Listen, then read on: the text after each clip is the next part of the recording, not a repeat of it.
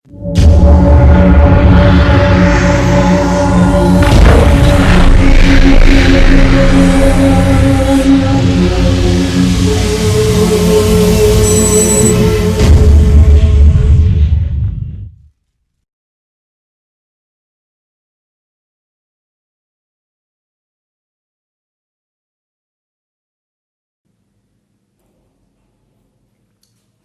મિત્રો, ધોરણ 7 માં આપણે પ્રકરણ નંબર 8 પવન, વાવાઝોડું અને ચક્રવાત જોઈએ છે.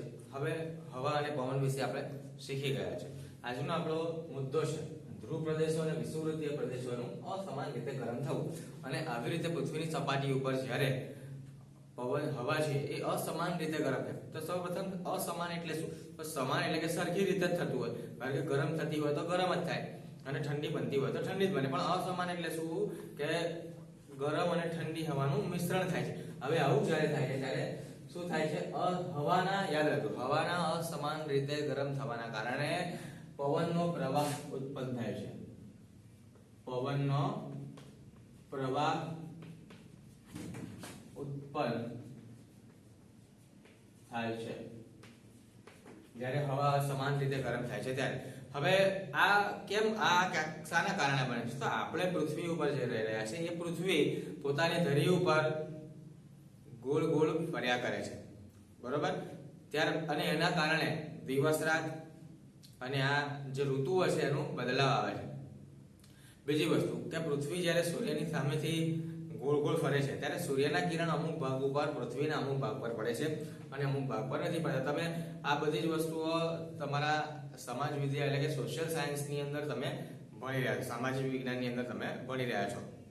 કેટલા અક્ષાંશ, કેટલા રેખાંશ, પૃથ્વી કેટલી નમેલી હોય છે અને દિવસ રાત થતા કેટલો સમય લાગે છે, આ બધી જ વસ્તુઓ તમે એસએસમાં ભણો છો. હવે આપણો મુદ્દો છે એ છે કે જે ધ્રુવ પ્રદેશની અંદર અને વિષુવવૃત્તીય પ્રદેશની અંદર જે અસમાન રીતે હવાનું ગરમ થવું છે અને એના કારણે જે પવન ઉત્પન્ન થાય છે એના લીધે શું પરિસ્થિતિ થાય છે, બરોબર છે?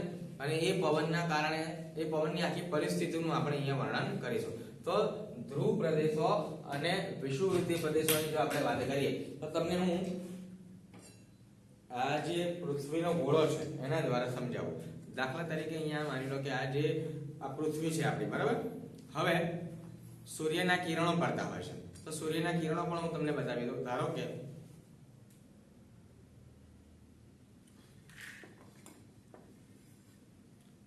આ બેટરી મેં મોબાઈલની ટોર્ચ ચાલુ કરી છે. જો આ સૂર્ય હોય તો આ પૃથ્વી છે. હવે કયા ભાગ ઉપર કિરણો પડશે? જો અહીંયાથી તમે જુઓ તો આ ભાગ ઉપર કિરણ વધારે પડે છે. જો આ સૂર્ય લઈ લઈએ, બરાબર? બેટરી અહીંયા ચાલુ છે તો સૂર્ય, આ બેટરીને આપણે સૂર્ય તરીકે ઓળખીએ તો આ ભાગ ઉપર વધારે કિરણ પડે છે. હવે પૃથ્વી આમ ગોળ ગોળ ફરે તો પણ શું થશે? જો સૂર્યના કિરણો જે છે આ ભાગ ઉપર વધારે પડવાના. તો શું છે? તમે જાણો છો આ બધા ભાગને, એમ છતાં એક વખત જોઈ લઈએ. ઉત્તર ગોળાર્ધ, દક્ષિણ ગોળાર્ધ અને વચ્ચેનો જે આ ભાગ છે એને વિષુવવૃત્ત તરીકે ઓળખવામાં આવે છે. અને વિષુવવૃત્ત શું કરે છે? બે ભાગમાં વિભાજન કરે છે, બરાબર? હવે આ જે કટિબંધ આવેલા હોય, જે ઝોન આવેલા હોય એને આપણે અલગ ઝોન તરીકે ઓળખીએ. જો આ જે ઉપરનો જે પ્રદેશ છે બધો, એ બધા પ્રદેશો શીત કટિબંધ આવે. અહીંયાથી આ ભાગ એ સમશીતોષ્ણ કટિબંધ આવે. આ જે ભાગ છે એને ઉષ્ણ કટિબંધ તરીકે ઓળખવામાં આવે છે. તો એવો સેમ અહીંયા નીચેનો ભાગ, વિષુવવૃત્તથી નીચેનો ભાગ, એને આપણે ઉષ્ણ કટિબંધ તરીકે. કેમ? કારણ કે ઉષ્ણ કટિબંધ, ઉષ્ણ એટલે ગરમ.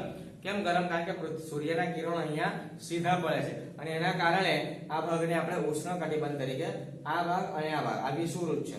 વિષુવવૃત્તથી અહીંયા ઉપરનો ભાગ અને નીચેનો ભાગ એને આપણે ઉષ્ણ કટિબંધ. ત્યાર પછી નીચે અહીંયા સમશીતોષ્ણ કટિબંધ અને નીચે જે એની નીચે શીત કટિબંધ. તો વિષુવવૃત્તથી ઉપર કેટલા કટિબંધ? 3 જોયા આપણે: ઉષ્ણ કટિબંધ, સમશીતોષ્ણ કટિબંધ અને શીત કટિબંધ. વિષુવવૃત્તથી નીચે ઉષ્ણ કટિબંધ, સમશીતોષ્ણ કટિબંધ અને શીત કટિબંધ. તો શીત કટિબંધ જે હોય એ ધ્રુવ પ્રદેશો તરીકે ઓળખવામાં આવે છે અને જે ગરમ હોય એને વિષુવવૃત્તીય પ્રદેશો તરીકે ઓળખવામાં આવે છે. હવે સૂર્યના કિરણોની અને અહીંયા આ બધી જે સૂર્યના કિરણો પડે, પૃથ્વી ગોળ ગોળ ફરે, જે આ બધા પ્રદેશો છે એને શું લેવા દેવા છે એ આપણે જોઈએ.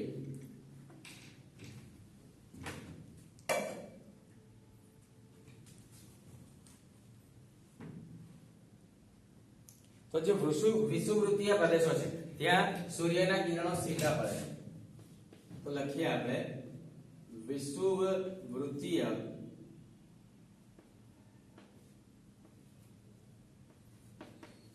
પ્રદેશોમાં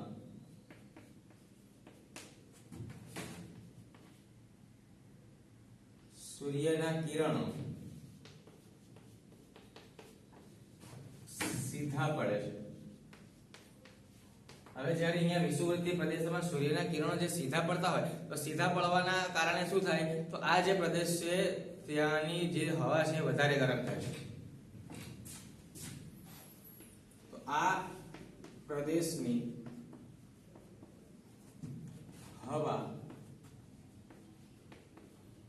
વધારે ગરમ થાય છે. બરાબર. હવે આ ભાગમાં વધારે ગરમ હવા થઈ. હવે જે હવા ગરમ થાય તો શું થાય હવા જ્યારે ગરમ બને ત્યારે આપણે અગાઉ જોઈએ એમ હવાના જે અણુઓ છે કણો છે ને એ બધા શું થશે છૂટા બનશે. એના કદમાં વધારો થશે એનું પ્રસરણ થયું કહેવાય. તો એ હવા વધારે હલકી બનશે. હલકી બનવાથી તે ઉપર તરફ ગતિ કરશે, ગરમ થાય છે અને તે હવા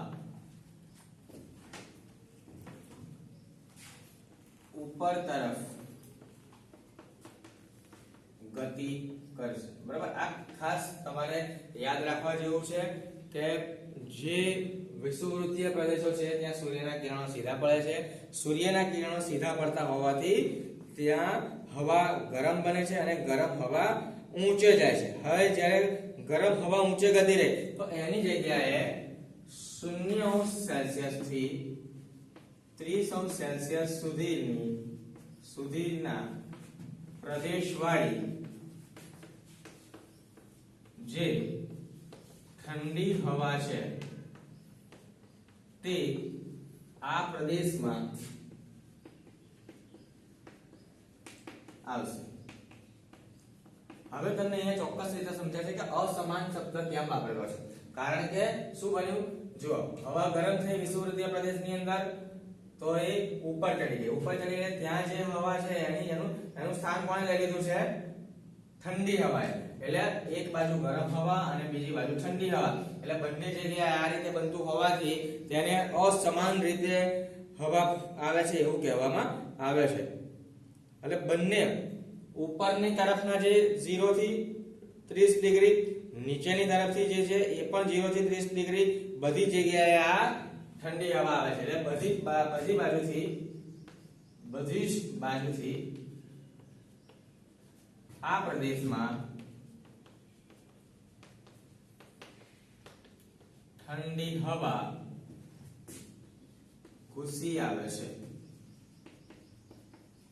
હવે જ્યાં ગરમ હવા હતી એ જગ્યાએ કઈ હવા આવી ગઈ છે તો ઠંડી હવા આવી. તો આ જે હવા ફૂંકાય છે જે હવાના લીધે જે પવન ફૂંકાવાની દિશા છે તે ઉત્તર અને દક્ષિણ દિશાઓથી વિષુવવૃત્ત તરફ હોય છે. આ બાબતના કારણે પવન ફૂંકાય છે અને આ બાબતના કારણે પવન ફૂંકાવાની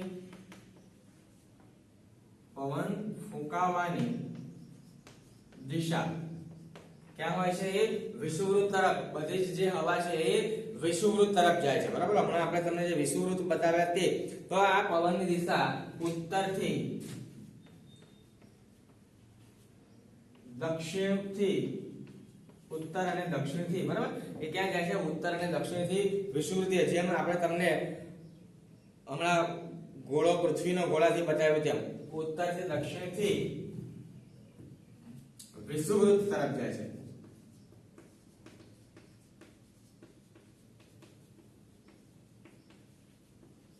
હવે જે વિષુવવૃત્તનો જે ભાગ છે ત્યાં હવા કેવી બની ગઈ છે ઠંડી. એટલે એ તરફ હવા ઠંડી આવી ગઈ અને ધ્રુવ પ્રદેશો પાસેની જે હવા છે એ લગભગ 60 અક્ષાંશ વાળા પ્રદેશો કરતા ઠંડી હોય છે. જો જે હવે ધ્રુવ પ્રદેશો છે ત્યાં ધ્રુવ પ્રદેશોમાં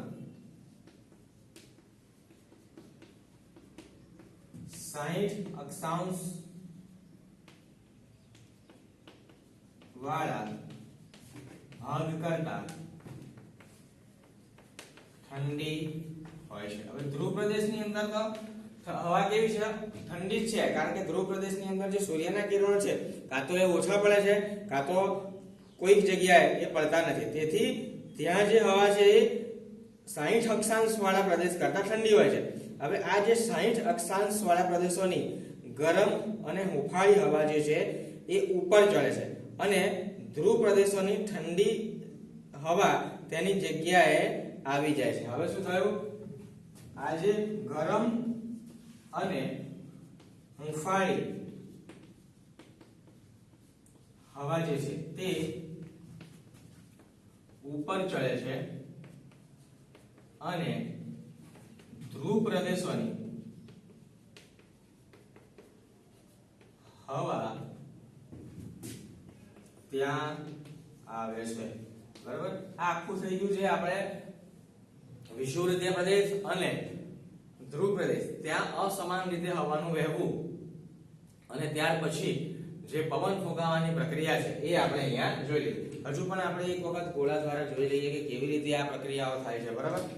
તો જ્યારે આ આપણે પૃથ્વીનો ગોળો લીધો છે, બરાબર, એની અંદર બનશે શું કે જ્યારે આ ઉપરનો જે ભાગ છે, બરાબર, એ ત્યાંથી હવા નીચેના ભાગ તરફ આવે, નીચેના ભાગ તરફ પછી પાછી અહીંયા હવા આ સાઈડ જશે, એટલે અહીંયાથી આ બે જગ્યાથી હવા આ રીતે જાય છે, અહીંયાથી હવા ઉપર ગઈ, આ બધી જગ્યાથી હવા ક્યાં જવાની છે? ઉપર। તો અહીંયા નીચેની જે હવા છે એ ઉપર આવવાનો પ્રયત્ન કરશે, કારણ કે અહીંયા ગરમ હવા ઉપર ગઈ રહી તો ઠંડી હવા એનું સ્થાન લઈ લીધું।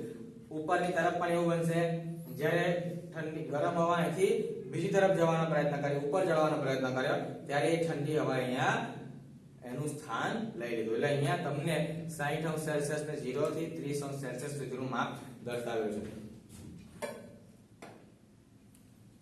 હવે આપણે ગોળા દ્વારા સમજીએ। ધારો કે આ છે આકૃતિ પર તમે દોરી શકો છો, બરાબર? જ્યારે તમે આકૃતિ દોરો ત્યારે પેન્સિલ અને પરિકરનો ઉપયોગ કરજો। આ પૃથ્વીનો ધારો કે આપણે ગોળો બતાવી દીધો હોય તો એના જે ભાગ છે એ આપણે જોઈએ કેટલા કેટલા ભાગોમાં એને આપણે સમાવેલું છે। અહીંયા 90°C ધારો કે ઉત્તર ધ્રુવ આપણે બતાવીએ, બરાબર? આવી રીતે પૃથ્વીના ભાગ પાડેલા હોય છે, તો આ જે ભાગ છે એને આ જે ભાગના કારણે પૃથ્વીનું બે ગોળાર્ધમાં એનું વિભાજન થાય છે અને બે ગોળાર્ધમાં વિભાજન થતું હોવાથી એને આપણે શું કહે છે? વિષુવવૃત્ત। વિષુવવૃત્ત આ ઉત્તર ધ્રુવ હોય તો આને કહેવાય આપણે દક્ષિણ ધ્રુવ, બરાબર? આ તમારી જે સમાજ વિદ્યાની બુક હોય સોશિયલ સાયન્સની એમાં તમે વ્યવસ્થિત રીતે સમજી શકો છો, બરાબર?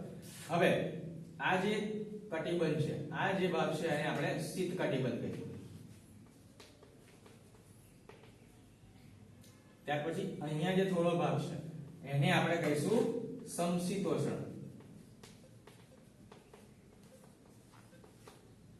આ જે મધ્યનો આ જે ભાગ રહ્યો અહીંયા અને આ બે ભાગ, આ વિષુવવૃત્ત આવ્યો, વિષુવવૃત્તે શું કર્યું? બે ભાગમાં વિભાજન કર્યું, તો આ જે આખો જે ભાગ આપણે બતાવ્યો છે તેને આપણે કયો કટિબંધ કહીશું? ઉષ્ણ કટિબંધ। તો એ થઈ ગયો આપણો ઉષ્ણ કટિબંધ, બરાબર? ત્યાર પછી અહીંયા એની પણ એની જ નીચે આપણે જઈએ તો આ વિભાગ જે આપણે જોયો એ કયો થશે પાછો? સમશીતોષ્ણ। સમશીતોષ્ણ કટિબંધ। તમે આવી રીતે સાઈડ પર આકૃતિ ના દોરતા, અડધું કે તેનાથી વધારે પેજ લઈ અને વ્યવસ્થિત રીતે આકૃતિ દોરજો। જો તમારી પાસે તમારી બુકમાં આકૃતિ હોય એસએસ ની બુકમાં તો એમાંથી જોઈને તમે આ દોરી શકો છો। અને આ જે ભાગ છે એને પાછો આપણે શીત કટિબંધ કહીશું। હવે અહીંયા ધારો કે સૂર્ય હોય, બરાબર? આપણે એને સૂર્ય લઈ લઈએ છે, તો સૂર્યની અંદરથી જે કિરણો પડે, જો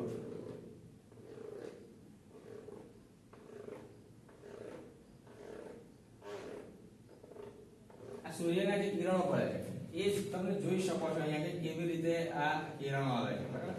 તો જ્યારે કેટલાક પ્રદેશ ઉપર પડે છે, કેટલાક પ્રદેશ પર ઓછા પડે છે અને કેટલાક પ્રદેશ ઉપર વધારે પડે છે, અને એના સૂર્યના કિરણો પડવાના કારણે આ જે કટિબંધો છે એના નામ આપવામાં આવેલા છે. તો શું થયું અહીંયા, હવા શું કરતે, આપણે એ કટિબંધો એના વિશે નથી જોવાનું, આપણે હવા વિશેનું સમજ મેળવવાની છે. તો આ જે ભાગ છે બરાબર, ત્યાંથી હવા અહીંયા પહેલા મેળી હવા અહીંયા વધારે ગરમ થાય, તો આ હવા ક્યાં ચડી, આ રીતે આમ ઉપર ચડવાનો પ્રયત્ન કરશે. તો એનો ભાગ, એની જગ્યા કઈ હવા જશે, આ જગ્યા હશે.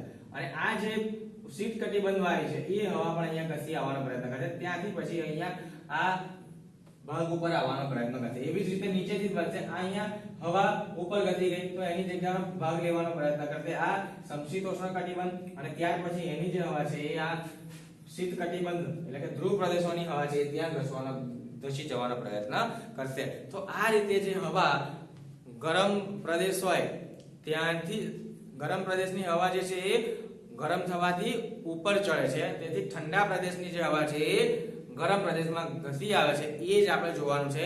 તો અહીંયા જો ધ્રુવ પ્રદેશ એટલે કયો પ્રદેશ છે, ઠંડો પ્રદેશ, અને વિષુવવૃત્તીય પ્રદેશ એટલે કયો છે, ગરમ પ્રદેશ. તો વિષુવવૃત્તીય પ્રદેશની અંદર જે હવા ગરમ થાય છે ત્યાં ધ્રુવ પ્રદેશોની હવા પહોંચી જાય છે, એને કહેવાય છે હવાનું અસમાન રીતે ગરમ થવું. અને પૃથ્વીની સપાટી ઉપર જ્યારે આવી રીતે હવા અસમાન રીતે ગરમ થાય છે ત્યારે પવનનો પ્રવાહ ઉત્પન્ન થાય છે. આ આપણો મેઇન પોઈન્ટ છે કે આવી રીતે જ્યારે હવા ઉત્પન્ન થાય ત્યારે પવનનો પ્રવાહ ઉત્પન્ન થાય છે. પણ તમારે યાદ રાખવું પડશે કેવી રીતે. તો ફરીથી એક વખત આપણે જોઈએ તો વિષુવવૃત્તીય પ્રદેશ હોય ત્યાં સૂર્યના કિરણો સીધા પડે છે અને તેની હવા ગરમ થાય છે. ગરમ થયેલી હવા એ ઉપર તરફ ગતિ કરે છે 0 થી 30° ધ્રુવ પ્રદેશ સુધીના પ્રદેશવાળી જે હવા ઠંડી છે તે આ પ્રદેશમાં ઘૂસી આવે છે, અને આના કારણે પવન ફૂંકાવાની દિશા જે છે ઉત્તરથી દક્ષિણથી લઈને વિષુવવૃત્ત તરફ એ જાય છે. બધી જ હવા જુઓ વિષુવવૃત્ત તરફ ધસી જાય છે, બરાબર. અને ત્યાં જે 60° વાળા ભાગમાં હોય ત્યાં હવા ઠંડી રહે છે, ઠંડી બની જાય છે. ગરમ અને જે હુંફાળી હવા છે એ પણ ઉપર જાય છે. તો આ થયું આખું આપણે જોયું શું છે, હવાનું અસમાન રીતે ગરમ થવું, બરાબર. આ ટોપિક છે જે વિજ્ઞાન અને સમાજ વિદ્યા બંનેનો મિક્સ કરીને તમને લાગે છે, પણ ફક્ત આપણે જોવા જઈએ તો આપણે જે જોઈએ છે એ પવન, જે પવનની દિશા જે છે, પવનનો પ્રવાહ જે ઉત્પન્ન થાય છે એ અને પવનની દિશા, બે વસ્તુ અહીંયા મુખ્ય છે. વારંવાર એનો અભ્યાસ કરજો. તમે જો એને વાંચશો અને આ રીતે આકૃતિ સાથે એને તાલ મેળવવાનો પ્રયત્ન કરશો તો તમને આવડી જશે. આજનું સેશન આપણે આટલું જ રાખીએ છીએ. આ હવાનું અસમાન રીતે ગરમ થવું, બરાબર. તમે આ નોંધ મોડે કરી દેજો, અને મોડે કરતા પહેલા પણ તમારે એને સમજી લેવું પડશે. સમજેલું હશે તો તમને લોંગ લાઈફ સુધી યાદ રહેશે. મોડે કરેલું કે ગોખેલું હશે તો તમે ક્યારેક ભૂલી જશો. તો તમે આ ઉદાહરણ દ્વારા તમે જાતે પણ જો પૃથ્વીનો ગોળો ઘરે બનાવો, ત્યાં પ્રદેશો દર્શાવી દો, તમે સૂર્ય જે રીતે મેં લાઈટ મારી એ રીતે તમે આ પ્રવૃત્તિ પણ તમે ઘરે કરી શકો છો, બરાબર. સેશન આપણે અહીંયા પૂર્ણ કરે છે. Thank you very much.